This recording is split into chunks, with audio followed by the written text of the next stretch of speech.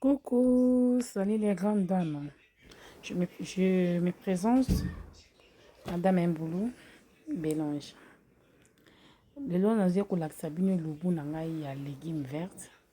Na kosala ye na ngombe pembeni, na kosala na poisson batumba pembeni. Tolanda na bokebi nyonso. Na bandeko nyonso bakozwa libaku ya koyamba ya kolanda elubu oyo napesi bino mbote. Natombeli bino mbote na kombo na Yesu.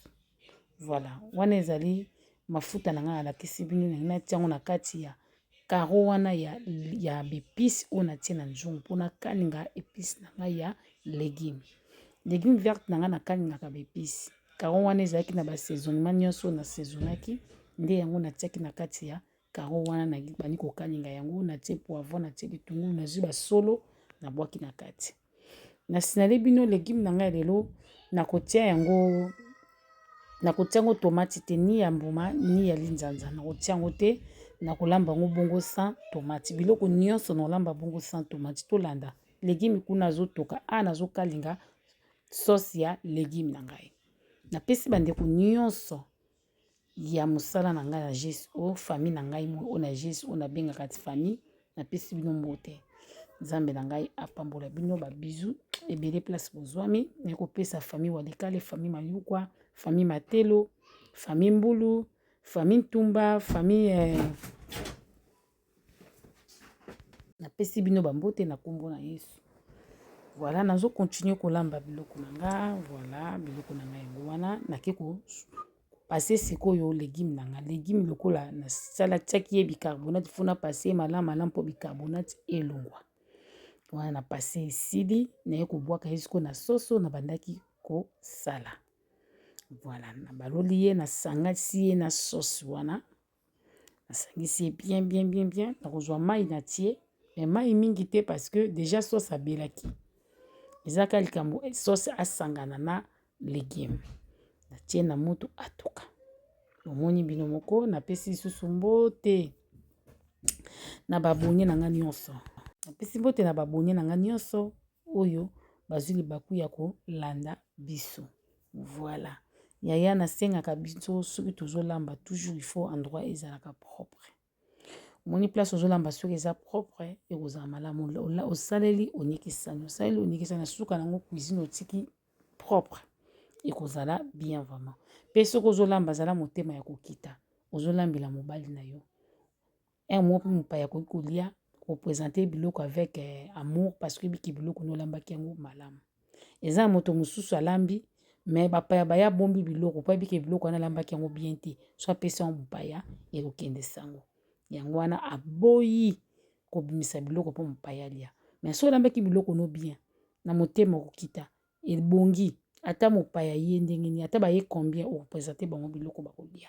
Voilà asko toka légume na nga epeli na kota sko na place na tango ya ngombe na nga ngombe yango bomwende na sokoli yango mai ya ngombe eza ni makila ni chocolat ni noir aza pembe parce que na sukola ki kitoko na tiki kalungu na nzungu na nga na moto aza na mafuta akani na ngombe na nga abandi kosalela ngombe na nga na bwaki na moto. Voilà soko ti ngombe mobesu na mafuta abimisaka mai.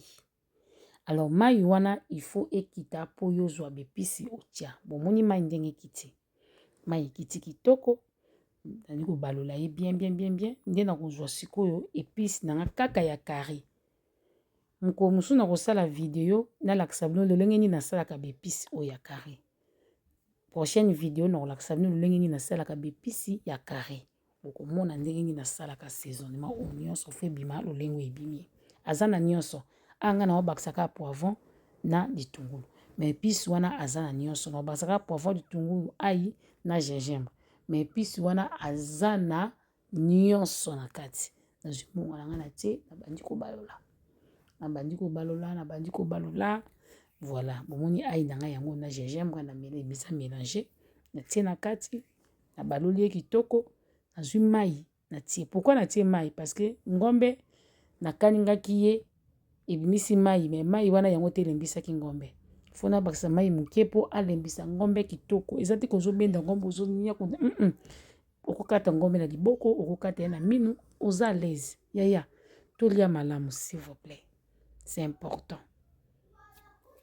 Nazokalinga mai nyonso ekiti bomoni boye siko ngombe na biso ebeli. Mais ça te ke ebeli non. Na sisite etapa ngombe ezana.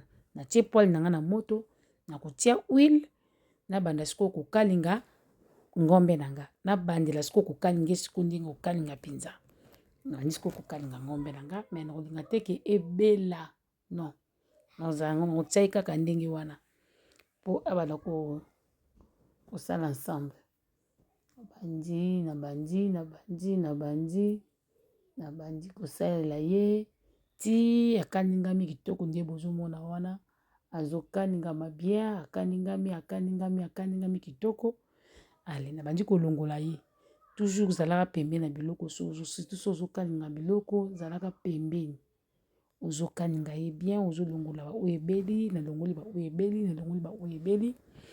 Voilà, na suka nango na tie nyonso na nzungu na sauce na ngana na bena obwaka ngote na bizongisi na kati ya sauce wana bomonaki nde na zwi litungulu na poivron na bwaki na kati oka naza nango yango wana na tie selo musute ka na litungulu poivron feuille na bandi ko kalinga ya nazo kalinga na tie pe mai te feuille nanga yango wana mibale na tie nandi ko kaninga ye na kotika ye na moto moko ya se o babengaka fedu na moto moko ya se atoka abilimba kitoko wana sikoyo biloko nanga ebele.